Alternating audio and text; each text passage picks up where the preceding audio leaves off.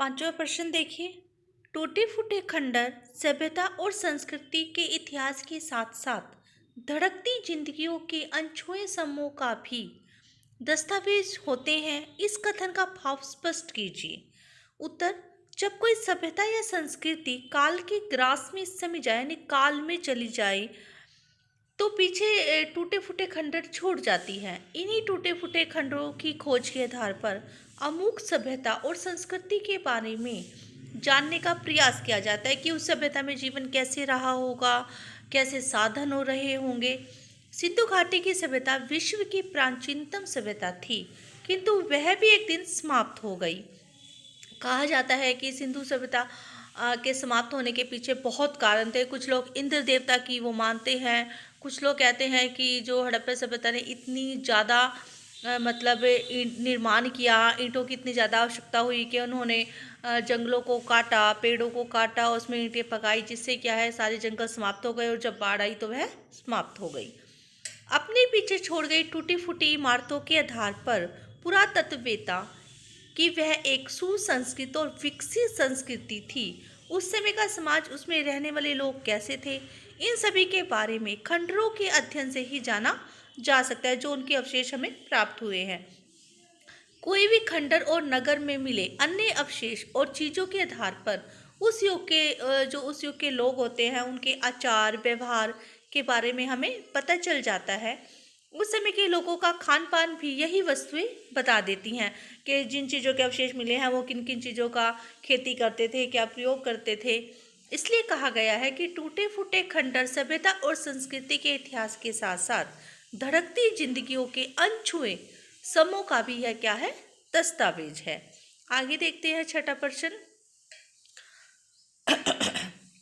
इस पाठ में एक ऐसे स्थान का वर्णन है जिसे बहुत कम लोगों ने देखा होगा, परंतु इससे आपके मन में उस नगर की एक तस्वीर बनती है। किसी ऐसे ऐतिहासिक स्थल जिसको आपने नज़दीक से देखा हो का वर्णन अपने शब्दों में कीजिए। यानी कहीं भी आप घूमने गए हो, जैसे इसमें कहा गया है कि इस साल की गर्मियों की छुट्टियों में कक्षा के कुछ दोस्तों ने दिल्ली के लाल किले को देखने का कार्यक्रम बनाया। निर्धारित तिथि को हम 6 दोस्त गए। लाल किले को देखने के बाद मन में कल्पना हिलोरे मारने लगी। इसे देखकर मुगल सत्ता के मजबूत आधार का पता चलता है। इतने विशाल किले का निर्माण शाहजहां ने करवाया, जिस पर लाल पत्थरों से बनाया गया है। बहुत अत्यधिक धन खर्च हुआ था और यह निर्माण उस समय के शांत शासन व समृद्ध के युग का परिचय कराता है। दीवाने आम से लेकर दीवाने खास तक को देखकर मुगल बादशाह के दरबार का दृश्य सामने आ जाता है। यह किला मुगल प्रभुसत्ता का परिचायक था। आज भी इसका ऐतिहासिक महत्व है। यहाँ स्वतंत्रता दिवस पर प्रधानमंत्री तिरंगा फहराते हैं। यह मेरे जीवन के सुखद अनुभवों में से एक है। देखो, यह तो लाल किले का वर्णन किया गया। आप किसी भी ऐसे स्थल का वर्णन कर सकते हैं जहाँ पर आप घूमने गए हों। नदी, कुएं, स्नानागार और बेजोड़ निकासी व्यवस्था को देखते हुए लेखक पाठकों से प्रश्न पूछता है कि क्या हम सिंधु घाटी सभ्यता को जल संस्कृति कह सकते हैं। The most important question. आपका जवाब लेखक के पक्ष में है या विपक्ष में, यानी आप उसको सही ठहराते हैं या गलत तर्क दें। यह बिल्कुल सत्य है कि नदी, कुएं, स्नानागार यहाँ पे जहाँ स्नान करते हैं, और बेजोड़ निकासी व्यवस्था सिंधु घाटी की विशेष पहचान रही है। लेखक अंत में पाठकों से प्रश्न पूछता है कि क्या हम सिंधु घाटी सभ्यता को जल संस्कृति कह सकते हैं। तो मैं यही कहूँगा या कहूँगी कि उस सभ्यता की नकल ही हमने की है। उस सभ्यता का कोई मुकाबला नहीं है। आज चंडीगढ़, ब्रासीलिया और इस्लामाबाद की नगर योजना पर सिंधु सभ्यता का प्रभाव दिखाई देता है। भारत में जो चंडीगढ़ नगर बसा है वह हड़प्पा सभ्यता के उस पर ही बसा है। सिंधु घाटी के लोगों ने अपनी समझ और दूरदर्शिता का परिचय दिया है, लेकिन दूरदर्शिता, जबकि इन शहरों में समझ तो दिखाई देती है लेकिन दूरदर्शिता नहीं। इसलिए मैं सिंधु घाटी की सभ्यता को नव्य संस्कृति के लिए आदर्श कहूँगा। या इस सभ्यता का कोई लिखित साक्ष्य नहीं मिला, क्योंकि जो इसकी लिपि थी वह चित्रलिपि थी जो पढ़ी नहीं जा सकी। सिर्फ अवशेषों के आधार पर ही धारणा बनाई गई है।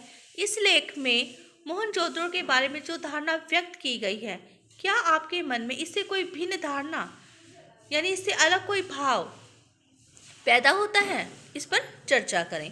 सिंधु घाटी सभ्यता के विषय में जानकारी उस मिस्टेक है मोहनजोदड़ो की खुदाई से मिले अवशेषों से मिलती है। यहाँ नगर योजना, मकान, खेती, कला, पूजा आदि के अवशेष मिले हैं। इनके आधार पर ही एक धारणा बनाई गई है कि यह सभ्यता अत्यंत विकसित थी। अनुमान लगाए गए हैं कि यहाँ की नगर योजना आज की शहरी योजना से अधिक विकसित थी। यहाँ पर मरुभूमि नहीं थी, कृषि उन्नत दशा में थी, पशुपालन व व्यापार भी विकसित था। समाज दो वर्ग, उच्च वर्ग व निम्न वर्ग को परिकल्पना की गई थी। वस्तुतः यह सब अनुमान है। मोहनजोदड़ो के बारे में बनी अवधारणा के विषय में मेरा मत निम्नलिखित है। यहाँ लेखक बता रहा है, इस क्षेत्र में जो लिपि मिली है वह चित्रलिपि है और वह आज तक पढ़ी नहीं जा सकी, अतः यह लिपि अपने में रहस्य छिपाए हुए है। लिपि पढ़ ना जाने पर अवशेष किसी सभ्यता संस्कृति के बारे में बताते हैं। इतनी पुरानी सभ्यता के तमाम चिन्ह सुरक्षित नहीं रह सकते।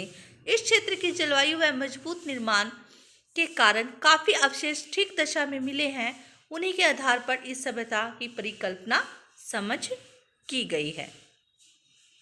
यह वीडियो आपको अच्छी लगी हो तो प्लीज़ इसे लाइक, शेयर और सब्सक्राइब जरूर करें।